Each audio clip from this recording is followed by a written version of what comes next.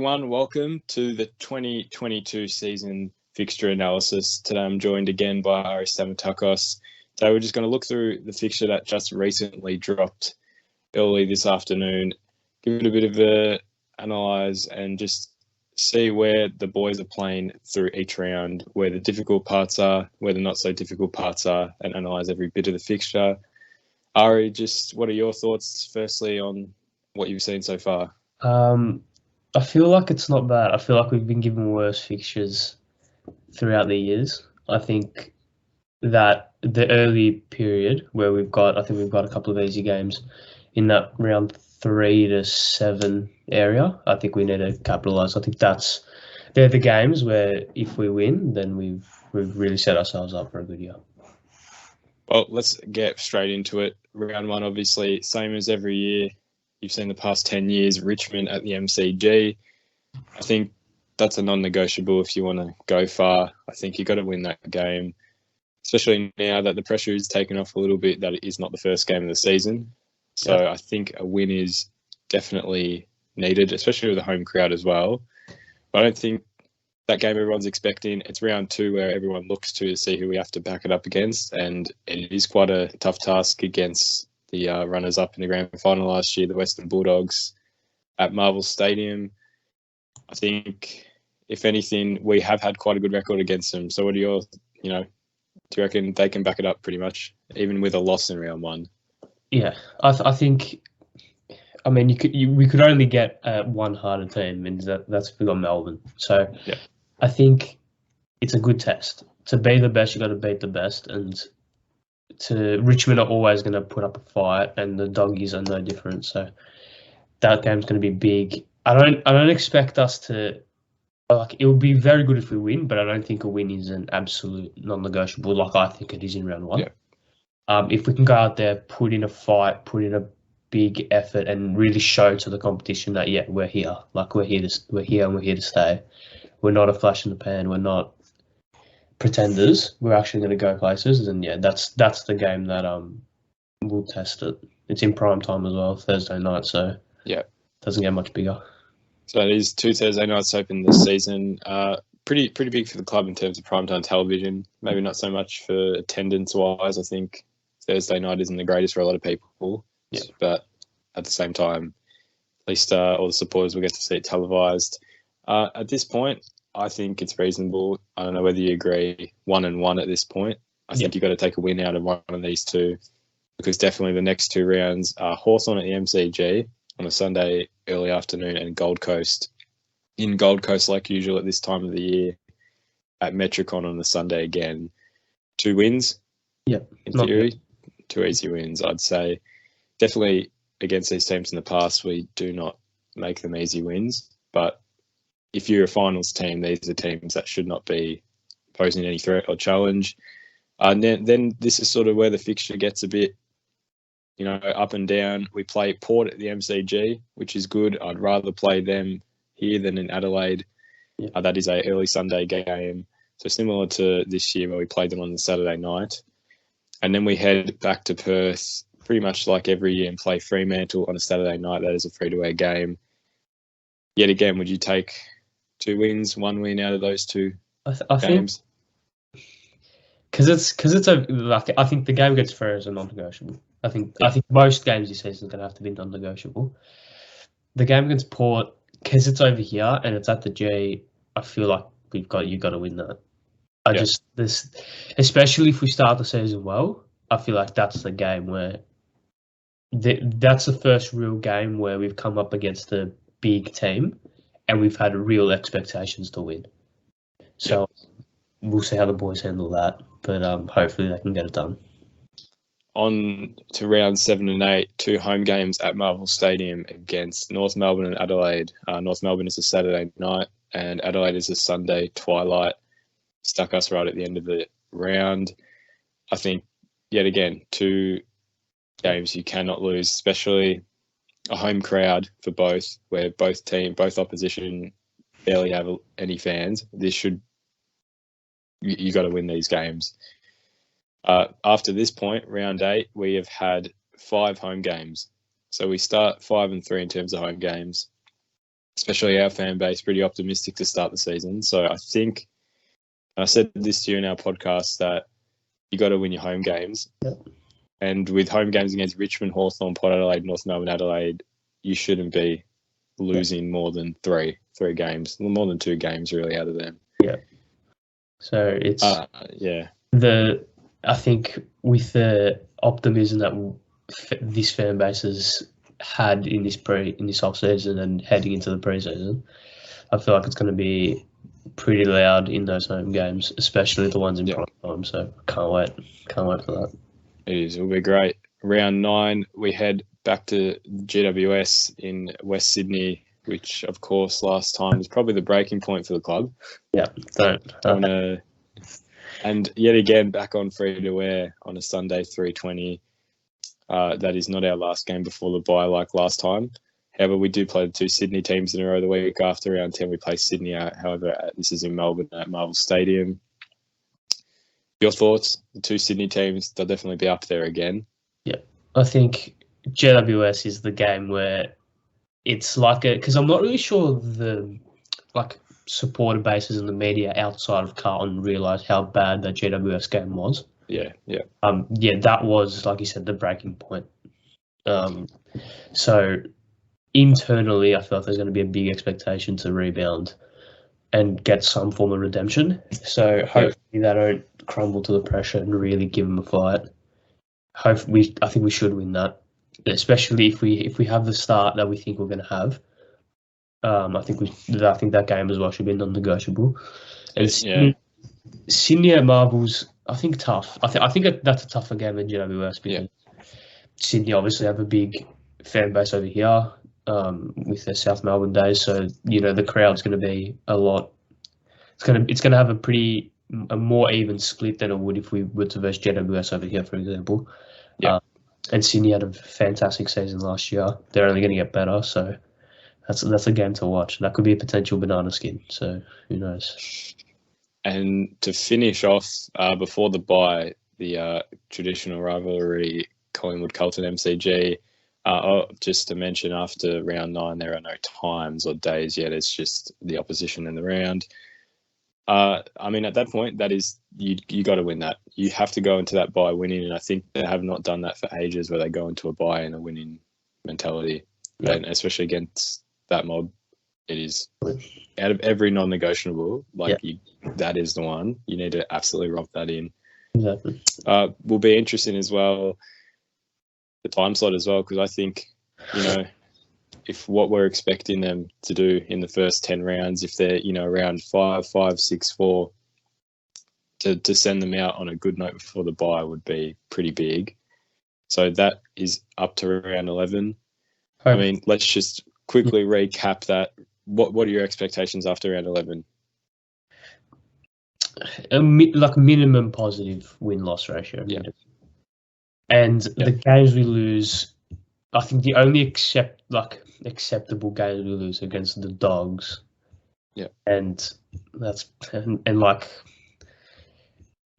it. Maybe Port, if Port have another fantastic start, maybe. And Richmond, obviously, we want to win that game. We should win that game. But if Richmond come out and win and then they have a run, which is leading to another premiership, then you can look back. It's going to suck. But if we look back at this time of the year and Richmond have won their 4th flag in 6 years or whatever, and we lose to them round 1, then fair enough. But that Western Bulldogs game is potentially the only game where I'm going to walk into it thinking, we potentially could and maybe even should lose.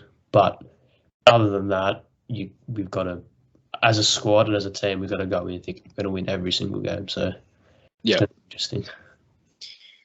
So we have the bye round 12. So this is where it's sort of, for the supporters, this is the big fixtures. Round 11 is Collingwood, like we said. Then we have Essendon and Richmond both in a row. So there's all those 3 sort of big Vic clubs clashes in that time. All the MCG, unfortunately, all away games, which is a bit annoying. Essendon have had the home game for, I think, the last 3 years when you include next season now. So it would be nice to get still more supporters on the day than them. And then Richmond. So Essendon and Richmond. I guess Richmond's really hard now to actually predict. I think round one, I'd think it would be easier to predict that Richmond game. I thought, looking at this, it's a bit interesting that we're playing Richmond twice before we play every team once. I know it doesn't always work like that, but I think that is quite interesting just in terms of the scheme of the season. Like, for example, we don't play Melbourne until the second last round. So there you go. out of Essendon, there you go. But Essendon and Richmond, 2 wins. You got to. I don't care how good Essendon and Richmond are. You just got to beat them. You just have to beat them, and they did show they can turn up for those rivalries this season. Besides round 2 and round 1, but then we move on to the back end of the season, round 15 to 23. In this period, we have 5 home games and 4 away games. Home games. Fremantle, St Kilda, around 15-16, both at Marvel Stadium. Your thoughts on that? Happy with both. Obviously, we've got a good track record against Freo at Marvel. I say that, and then the game where we didn't kick a goal in the first half just sprang to mind, but don't worry about that. That's ignore that one. I think that Freo game's going to be big, purely because of what we've come off the back of. Obviously, for those 3 rounds, the emotion's going to be high, the tension's going to be high. It's going to be blockbuster games for 3 rounds in a row. How does our squad deal with being on the back burner for a bit? How does that contrast? How do they deal with it? That's going to be interesting to see. How do they deal with that dynamic shift?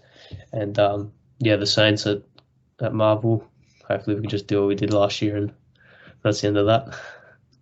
Well, I mean, I said to you before that I think it is a bit annoying to play a home game against a team that has that home ground as their, main base. I think if we could I know we have a contract to play games at Marvel, but, I think for this team, I want to be playing games where you play finals footy, and MCG would have been nice, especially you go back to 2 years ago now, that second last round against St Kilda, the crowd that turned up, because those games do get pretty big turn-ups. Usually it's very 50-50, but at the same time, you got to win wherever, whenever. And then we move to sort of right at the end where we do have to do a little bit of travel. This round 17 is our second trip back to Perth, where we face the Eagles, which I think is the most difficult task in AFL, if I'm completely honest. In any sport going to Perth, you don't usually win. Yeah, it's going to be tough. But that's probably the biggest mental test that the boys are going to have to overcome. I can't remember the last time we've beaten them over there. Neither can I. Nah, probably has to go back to about 2010, around that. Yeah. But I think in terms of like a game that sparks you, in terms of one of those we can win anywhere, anytime, that's that sort of game where I think you win in Perth, you can beat, well, at least the Eagles in Perth. Freo, they've done in Perth, but I think Eagles a bit, in terms of just that game in general, that's a bigger one. Then we have our last 2 home game in a row streak against Geelong at the MCG, similar to this year, and GWS at Marvel again. So it's actually very similar fixturing to this year in terms of our home games and who they're against, where they're at. Geelong GWS, that is a pretty, difficult 2 games in a row, especially off the back of a West Coast Geelong GWS. Yeah. I mean, yet again, like you were saying, that tests, that mental side. Can they recover off those burn-offs? Would you be looking to ease off a bit at that point?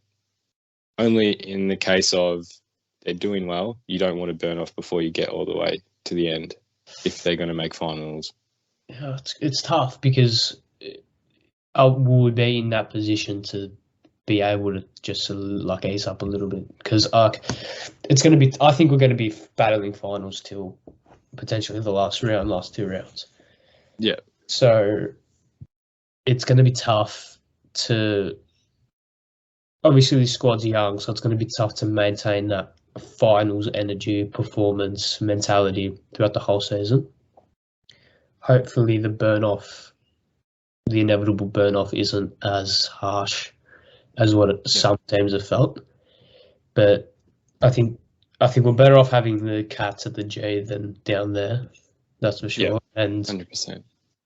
the Giants are always going to be a test, but Marvel, yeah, we play Marvel okay. Would prefer it to be at the G, but there'd be like 3 people that would go if it was at the G with the Giants support. Yeah, so. I don't think we've ever played them there. No. I don't remember. No, never played at MCG, so yeah, it does make sense. I think AFL tried to avoid putting them there just for crowd aspect.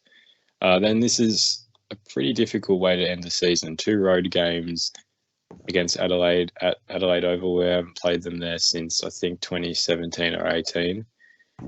And then we head to Brisbane. We have been heading to Brisbane quite a lot, which is a bit interesting. We haven't played them here for 2 years. Melbourne at the MCG. So the Premiers is all the way at the end. So I guess you can't really predict that. Yeah. I mean, most of these games at the end, you can't really predict till you start seeing teams play. It's just based off 2021 form and usually doesn't end up like that. And then yet again, Collingwood in the last round, which I quite like that. I think that's a great way to end the season. That's huge. And they've also got versus Richmond as well on the last game. Last round, so it's a home game, and then the round as well. Jesus Christ, they're flooding the last round, but it is a good last round. Yeah, I don't remember ever playing them in the last round. No, I can't remember playing like either Essendon or Richmond in the last round. So hopefully it's not our very last game of the season. Hopefully, I hope so. Hopefully it's just a final celebration at that stage, but. Again, like non-negotiable. Like a very few games are non-negotiable throughout the season, especially this late on. But that team, and that's one of them. So no excuses.